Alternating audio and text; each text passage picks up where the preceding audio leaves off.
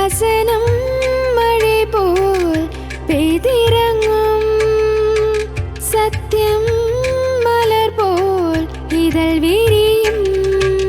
சத்தியம் சத்தியமே, சத்தியம் சத்தியமே, சத்தியம் சத்தியமே, சத்தியம் சத்தியமே.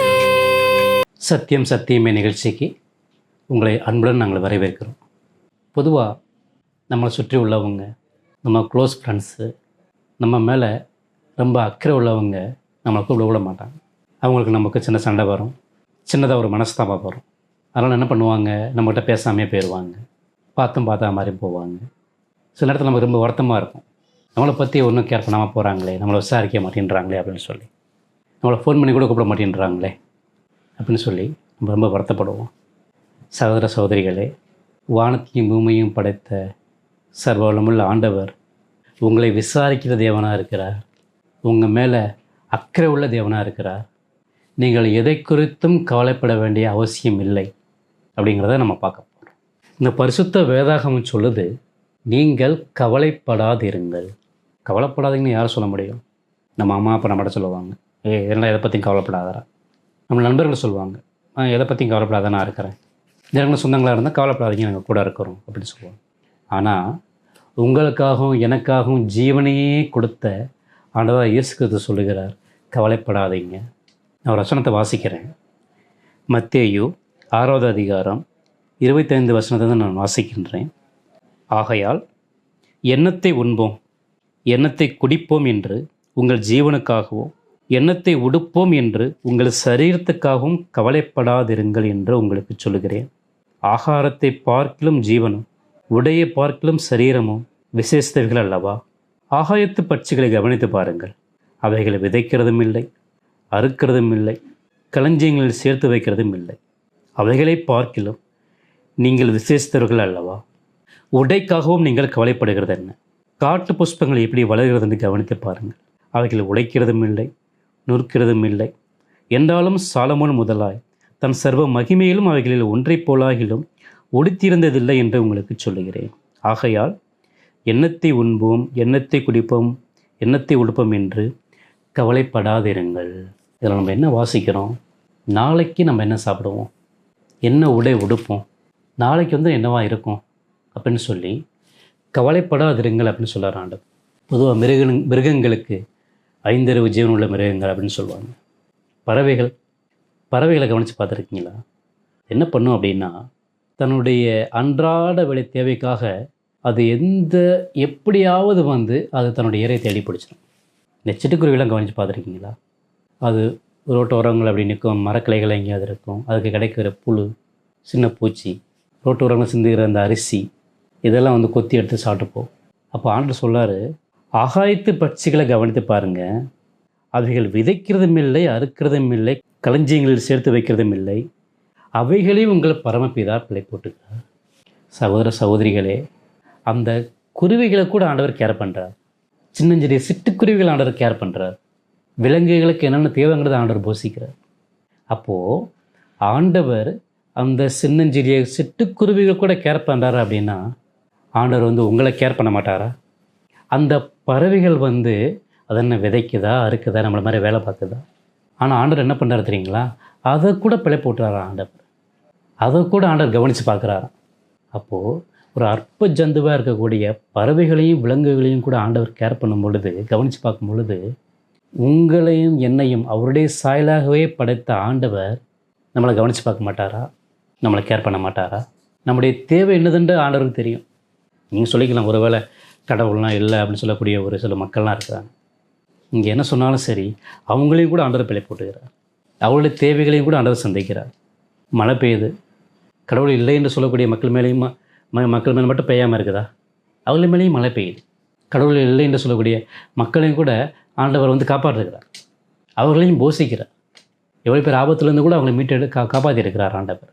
அப்போது ஆண்டவரை பொறுத்த வரைக்கும் கர்த்தர் மனுஷங்களை கவனித்து பார்க்குறார். நீங்கள் செய்யக்கூடிய எல்லா தவறுகளையும் அவர் பார்க்குறார். நீங்கள் செய்யக்கூடிய எல்லா நன்மைகளையும் அவர் பார்க்குறார். நீங்கள் செய்யக்கூடிய எல்லா விஷயங்களையும் அவர் உற்று நோக்குகிறார். அப்போது வானத்தையும் பூமியும் படைத்த ஆண்டவர் சொல்கிறாரு, கவலைப்படாதிருங்கள். எதை குறிச்சும் கவலைப்படாதீங்க அப்படின்னு சொல்லி நம்ம ஆண்டு நம்மளை உற்சாகப்படுத்துகிற அந்த வசனத்தின் மூலமாக. பொதுவாக நமக்கு தேவைகள் என்ன இருக்கும்? நிறைய சம்பாதிக்கணும், பெரிய வீடு கட்டணும், கார் வாங்கணும், செட்டில் ஆகணும். ஓகே, அதுக்காக தான் கஷ்டப்பட்டுருக்குறோம். ஆனால் ஆண்டவர் சொல்கிறாரு, நீ இதுவே உனக்கு நித்தியமானது கிடையாது. நீ மறுத்ததுக்கு அப்புறம் நீ எதையுமே கொண்டு போவது கிடையாது. நீ மறுத்ததுக்கு அப்புறமாக நீ சம்பாதித்த இத்தனை வீடுகளும் இத்தனை பணமும் இத்தனை கார்களும் எதையும் நீ கொண்டு போகிறது கிடையாது. உனக்கு தேவையானது ஒன்று தான், அது உன்னுடைய ஆத்ம ரட்சிப்பு. நீ கவலைப்படணும் அப்படின்னா அதை பற்றி தான் நீ கவலைப்படுற. எதுக்காக எனக்கு ட்ரெஸ் இல்லைன்னு கவலைப்படுற? எதுக்காக எனக்கு பெரிய பெரிய வீடுகள்னு கவலைப்படுற? எனக்கு நல்ல வேலைன்னு கவலைப்படுற? உனக்கு ஆத்ம ரட்சிப்பு வேணும், அதை பற்றி கவலைப்படு. உனக்கு நித்திய ஜீவன் வேணும், அதை பற்றி கவலைப்படு. உன்னுடைய பாவம் மன்னிக்கப்படணும், அதை பற்றி கவலைப்படு. உன்னுடைய பாவம் எப்படி மன்னிக்கப்படும்? 2000 ஆண்டுகளுக்கு முன்பதாக இந்த பூமியிலே மனிதனாக அவதரித்து சிலுவையிலே ஜீவனையே கொடுத்த ஆண்டவராக இயேசு கிறிஸ்து உனக்கு நித்திய மன்னிப்பை, நித்திய மீட்பை கொடுப்பதற்கு அவர் தயாராக இருக்கிறார். நித்திய ரட்சிப்பை கொடுப்பதற்கு அவன் தயாராக இருக்கிறார். ஆகையால் நீ எதை பற்றி நீ கவலைப்பட வேண்டிய அவசியம் கிடையாது. சின்ன சிட்டுக்குருவிகளை கூட ஆண்டவர் கேர் பண்ணுறாரு அப்படின்னா உன்னையும் கேர் பண்ணுறாரு.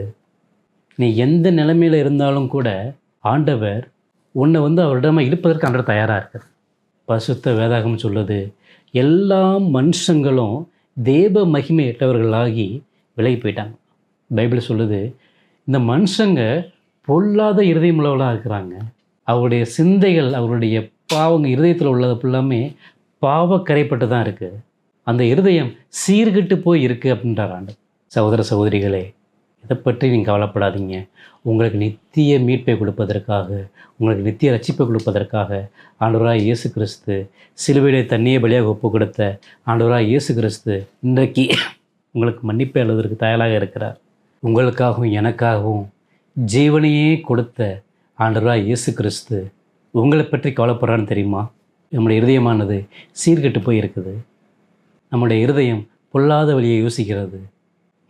மனுஷனானவன் தன்னுடைய நித்திய ஜீவனுக்காக, தன்னுடைய மீட்புக்காக எதையோ தன்னை செய்து கொண்டு இருக்கிறான்.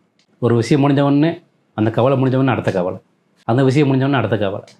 இப்படி போய்கிட்டே இருந்ததுன்னா அடுத்த எண்டு தான் என்ன, அதோட முடிவு தான் என்ன?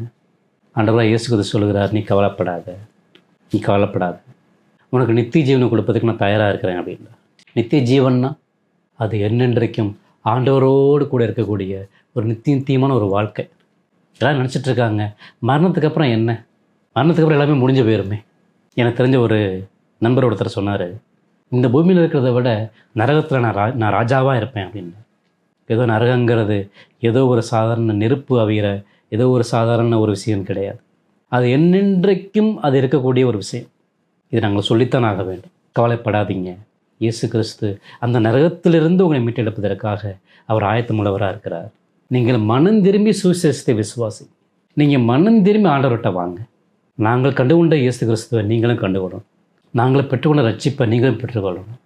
கவலைப்பட்டு என்ன ஆகும்? உங்களுக்கு இந்த கவலையின் மத்தியிலையும் சந்தோஷத்தை கொடுப்பதற்கு ஆண்டவர் இயேசு கிறிஸ்து தயாராக இருக்கிறார். நான் உங்களுக்கு இளைப்பாறுதல் தருவேன் அப்படின்றார் ஆண்டவர். நமக்கு இளைப்பாறுதலை கொடுக்கிற தேவன், நமக்கு ரட்சிப்பை நல்குகிற தேவன். உங்கள் கவலையெல்லாம் அவர் மேல் வைத்து விடுங்க. நம்ம ஒரு வசனம் இருக்குது. எதை பற்றியும் கவலைப்படாமல் உங்கள் கவலைகளை இயேசு கிறிஸ்து மேலே வச்சுருங்க. அவர் சகலத்தையும் மாற்றுக்கிற தேவனாக இருக்கிறார். இங்கே நம்ம என்ன வாசித்தோம்? ஆகையால் எண்ணத்தை உண்போம், எண்ணத்தை குடிப்போம், எண்ணத்தை உடுப்போம் என்று கவலைப்படாதிருங்கள். நாளைக்கு என்ன நடக்க போது நமக்கு தெரியுமா? நம்ம ஒரு திட்டம் வச்சுருப்போம். நம்ம ஒரு வேலைக்கு போகணும், ஒரு ஊருக்கு போன திட்டம் வச்சுருப்போம். அங்கே என்ன சம்பவிக்குன்னு தெரியுமா? ஆனால் வானத்தையும் பூமியையும் படைத்த சர்வ வல்லமையுள்ள ஆண்டவருக்கு தெரியும் நாளைக்கு என்ன நடக்கிறது அவருக்கு தெரியும். தேவையானது ஒன்றே, அது உங்களுடைய ரட்சிப்பு. கவலைப்பட்டு எதுவும் நடக்க போகிறதில்லை, எதுவும் இங்கே மாறப்போகிறது இல்லை. உங்கள் கவலைக்கு மருந்தாக இயேசு கிறிஸ்து இருக்கிறார். இதைத்தான் நாங்கள் சொல்ல வரோம். உங்கள் கவலைக்கு மருந்தாக இயேசு கிறிஸ்து உங்களுக்கு ரட்சிப்பை அளவிற்கு தயாராக இருக்கிறார். உங்கள் கவலைக்கு மருந்தாக உங்களுடைய பாவத்தை மன்னிப்பதற்கு அவர் தயாராக இருக்கிறார். ஏனென்றால் பைபிள் சொல்லுது, அவர் கிருபையுள்ள தேவன், அவர் இரக்கமுள்ள தேவன், அவர் மன உருக்கமுள்ள தேவன், அவர் நீடிய சாந்தமுள்ள தேவன், அவர் மகா தயவுள்ள தேவன் சொல்லி பைபிளில் வாசிக்கும். இத்தனை குணாதிசயங்களை உடைய ஆண்டவர் சொல்கிறாரு, நீ கவலைப்படாத, என்னிடத்தில் வா, நான் உனக்கு இளைப்பாறுதலை தர்றேன், நான் உனக்கு ரட்சிப்பை தர்றேன், நீடைய வாழ்வை தரேன்னு சொல்கிறார் ஆண்டவர். காக்கா குருவியை கூட கேர் பண்ணுற ஆண்டவர் அதை குறித்து கவனிக்கிற ஆண்டவர் உங்களையும் கவனிக்கிறார். உங்கள் பேர் முதலாக அவருக்கு தெரியுமா உங்களுக்கு? நீங்கள் எங்கே இருக்கிறீங்க, எந்த ஊரில் இருக்கிறீங்க, உங்கள் பிறப்பு எப்படிப்பட்டது, உங்கள் இறப்பு எப்படி இருக்க போகுது, எல்லாம் ஆண்டவருக்கு தெரியும். அப்படிப்பட்ட ஆண்டவர், அப்படிப்பட்ட மெய்யான தேவன் உங்களை அழைக்கிறார்.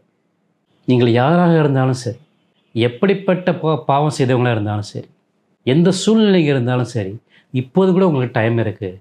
நீங்கள் கவலைப்படாமல் நீங்கள் இயேசு கிறிஸ்துக்கிட்ட வாங்க. உங்கள் கவலைகளை மாற்றுவதற்கு அவர் தயாராக இருக்கிறார்.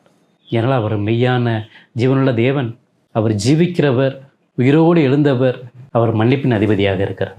கவலைப்படாதீங்க. கவலைப்பட்டு எதுவுமே ஆக போகிறதில்ல. துக்கம், சஞ்சலம் எதுவும் ஆக போகிறதில்ல. அழுது எதுவும் ஆக போகிறதில்ல. வருத்தப்பட்டு எதுவும் அங்கே நிறைவு பெற போகிறதில்ல. நீங்கள் தேடுகிற நிம்மதியை இயேசு கிறிஸ்து கொடுக்குறார். நீங்கள் தேடுகிற இளைப்பாறுதல், நீங்கள் தேடுகிற இளைப்பாறுதல் ஆண்டவர் கொடுக்குறார். நித்தியமான இயேசு கிறிஸ்துவோட மனத்துக்கு பின்பும் கூட ஒரு சந்தோஷமும் சமாதானமுமான ஒரு இடத்தை உங்களுக்காக ஆண்டவர் ஆயத்தம் பண்ணி வச்சிருக்கிறார். கவலைப்பட வேண்டாம். உங்களை ரட்சிப்பதற்காக, உங்களை விசாரிப்பதற்கு ஒரு தேவன் இருக்கிறார். அவர் தான் ஆண்டவராக இயேசு கிறிஸ்து.